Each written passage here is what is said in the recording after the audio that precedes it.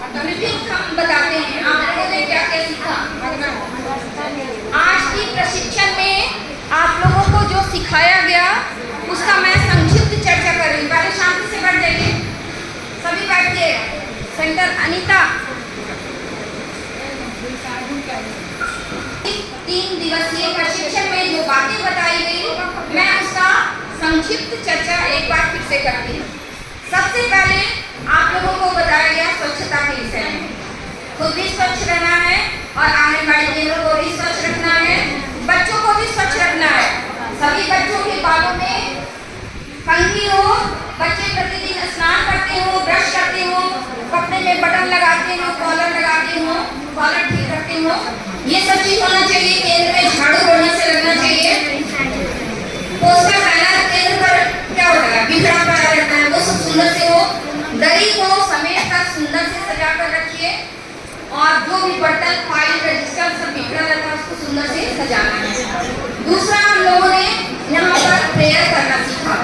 Prayer की ना दीदी, स्वच्छता में मैडम 2 तरह का स्वच्छता बताए थे आप लोगों को। दूसरी बात है कि आप लोगों को प्रार्थना के विषय में आप लोगों ने सुंदर से व्यवहारिक रूप से प्रार्थना करना सीखा। सुंदर से हाथों को जोड़कर आंखें बंद करके सावधान की मुद्रा में प्रार्थना करना सीखा। आप बच्चों को वैसे ही प्रार्थना सिखाएंगे। सिखाएंगे? आवाज नहीं है, सिखाएंगे?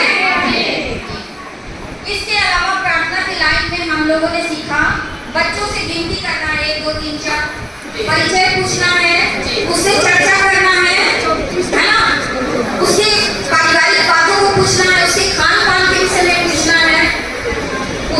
जो आपको लग रहा है बच्चों को वार्ता के लिए जितना प्रोत्साहित कर सकते हैं आपने अच्छी सीखा। इसके अलावा आपने वजन करना है, ग्रोथ मॉनिटरिंग करना है, स्टैंडिंग को करना है। यहाँ इसमें कुछ त्रुटि आ रही थी, आप लोगों ने सुधार करना सीख लिया? आवाज नहीं आ रही है। ग्रोथ मॉनिटरिंग को ठीक से आपने सीखा? अभी जैसे 94 या 84% आता है हमारा ग्रोथ मॉनिटरिंग, तो 100% हो जाएगा। चलिए, आपने FRS के बारे में फिर से सीखा, आपका प्रेशर बनाया गया। FRS, आभा ID, PMMY सबको क्या करना है, अपडेट करना है और 100% करना है। करना है ना 100%? जी। इसके अलावा आपने क्या सीखा?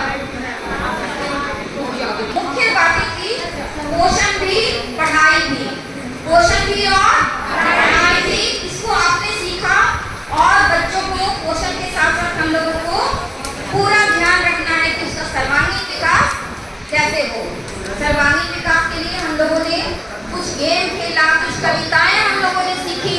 हम लोग अपने के साथ बहुत सारी कविताएं किया है, बहुत सारे हम लोगों ने खेल खेला है, जिससे बच्चों का शारीरिक, मानसिक और हर तरह का विकास हो सकता है। और क्या सीखा है? राष्ट्रीय शिक्षा नीति 2020 को सुना, सीखा। आप लोगों ने सीखा? नई शिक्षा नीति जो है हमारा राष्ट्रीय शिक्षा नीति 2020, उसको भी आप लोगों ने सीखा। साथ ही महामारी के विषय में सीखा, कैसे साफ सफाई रखना है, कैसे किशोरियों का ख्याल रखना है या आप लोगों का, महिलाओं का कैसे ख्याल रखना है। साथ में आप लोग अन्नप्राशन, गोद भराई पहले से जानते हैं और एक बार मैं फिर से अन्नप्राशन और गोद भराई के विषय में बताऊंगी कि आप लोग सोचते हैं कि रंगोली बना देना, बैलून लगा देना, इससे हमारा अन्नप्राशन और गोद भराई हो जाता है, लेकिन नहीं, बात नहीं। रंगोली बनाने से हमारा कार्यक्रम पूरा हो रहा है? नहीं। हम रंगोली बनाते इसका मतलब हम अट्रैक्शन बढ़ा रहे हैं, लेकिन मेरा मेन मकसद होता है जो गर्भवती को समझाना है, सीख देना है, उठाना है, आयरन की, कैल्शियम की गोली खाना है, हरी साग सब्जी खाना है, शांति से रहना है, प्रेम से रहना है, 2 घंटे आराम करना है। इन सभी बातों को सीखते हैं और इन्हीं बातों को सिखाना है, ना कि रंगोली बना करके अपनी ड्यूटी पूरी कर लेना है। वैसे ही अन्नप्राशन में हमको क्या सिखाना है? शिशु के जन्म से ही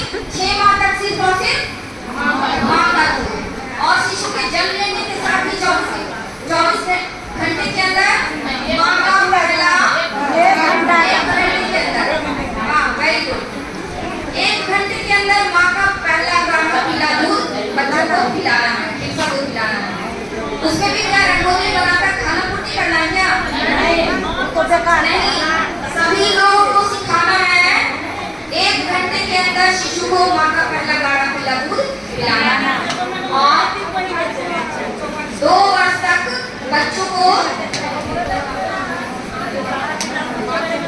माँ के दूध के साथ साथ भी आहार देना है और 6 माह तक सिर्फ और सिर्फ माँ का दूध देना है। और बच्चों को जो ऊपरी आहार देना है उसमें क्या देना है? घर का बना हुआ भोजन, खिचड़ी, रेणु, रीता। राशन में खिलाते हैं तो क्या खिलाते हैं? जो घर का बना हुआ खाना रहता है, खीर, खिचड़ी, रसिया, दलिया। खाना हमेशा कैसा होना चाहिए? नरम होना चाहिए और उसको ढक कर रखना चाहिए, ताजा होना चाहिए, है ना? और बच्चों को माँ का दूध कब तक पिलाना जरूरी है?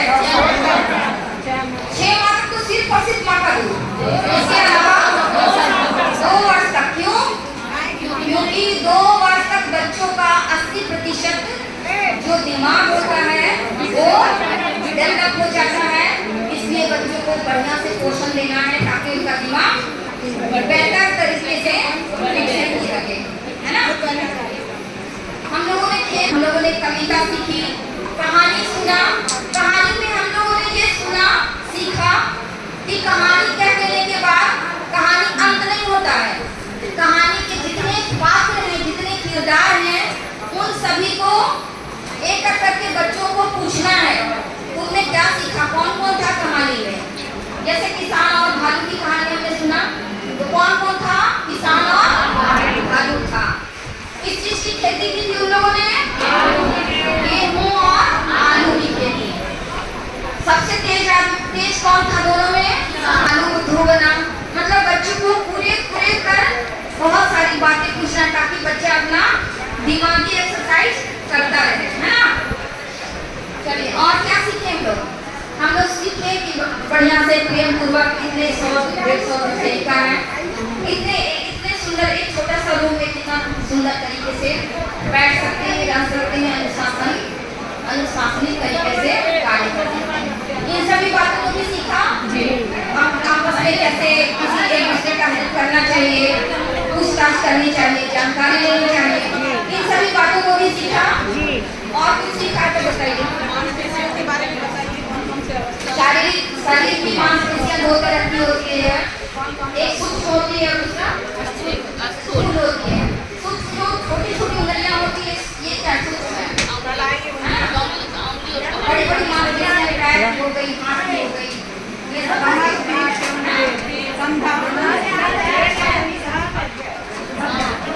चलिए आप लोगों ने सीख लिया था जी। चलिए एक बार जोरदार